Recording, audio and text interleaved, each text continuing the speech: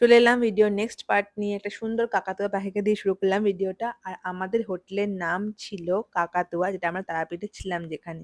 দুপুরের লাঞ্চ সেরে নিলাম, একটা ফিশ থালি খেলাম। তারপরে কিন্তু বিকেল বিকেল হতেই আমরা বেরিয়ে পড়লাম নলহাটির দিকে।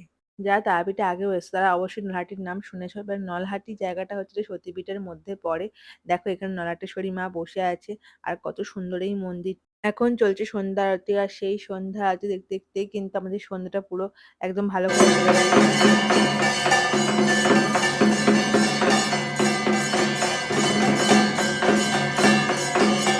আমাদের আসতে কিন্তু দেরি হয়ে গেছিল, কিন্তু তাও আমরা ঠিক সময়ে ঢুকেছিলাম, কারণ কি সন্ধ্যা আরতি ঠিক তার আগেই শুরু হয়েছিল এবং আমরা পুজোও দিতে পেরেছিলাম।